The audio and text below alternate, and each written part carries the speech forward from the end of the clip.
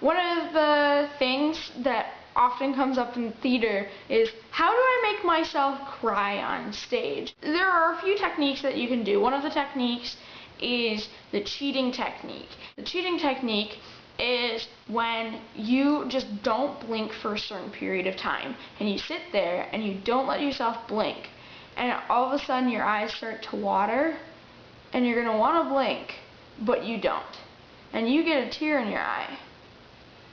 And then, oh my god, I'm crying. And it's not, oh my god, I actually got a tear in my eye. And it's not super effective, but it's fine because you can get tears streaming down your face if you open your eyes for long enough. But it's not the emotional thing, so you can be sitting there having tears streaming down your face and sound like you're positively happy. And that's not what the audience is looking for. They're not looking for fakery or whatever. They're looking for real live emotion.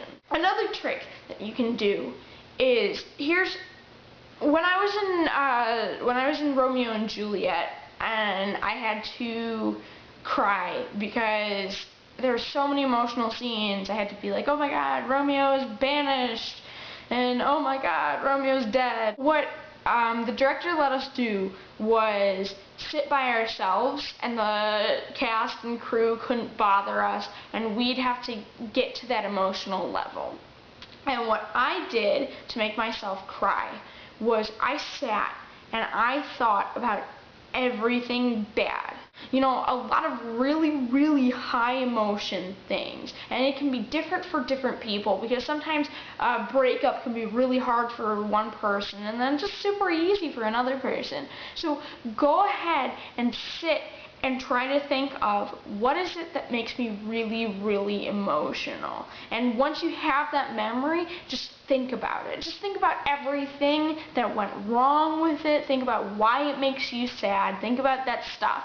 And usually that starts to make you feel a little depressed. And don't hold back. Like, let yourself get to that extreme. Let yourself feel, oh my god, I really screwed up. I don't know why I did that. I just can't. And suddenly your voice sounds quavery. And you may not have tears streaming down your face. It has happened where I have gotten it so I can get tears streaming down my face, but it's not easy. None of these techniques are really easy except the first one. Another trick that I use, it's similar to trick 2, is the trick where you put yourself in a situation in your head, and you sit around and you sit and go, what if my mom died? What if I had cancer? What if all this stuff? And you play out a scenario. And sometimes it helps to talk to the people that are there or not there. I can just be looking and I'll be imagining that someone is here and I'll be talking to them. And they're not there, but I'll be talking to them and pretending they're there, and suddenly everything feels a little bit more real versus if I'm doing it in my head. That can make me personally cry easier than the second tip. So with all these tricks, you have to commit. And it can be really painful and seem really stupid. But just remember, if this doesn't work, just practice.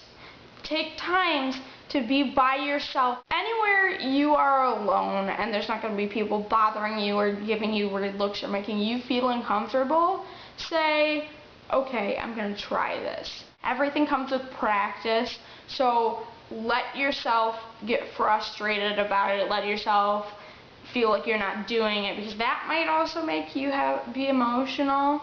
If you can't get yourself to cry, like have tears streaming down your face, just let yourself show how bad you feel.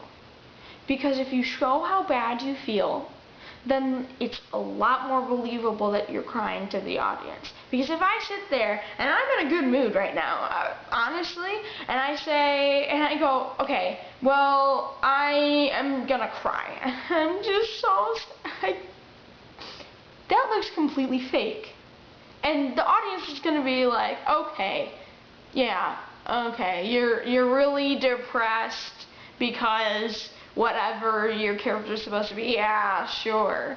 If you let yourself be really upset, then it will come across on stage. Thanks guys, I hope you enjoyed my tips. Bye!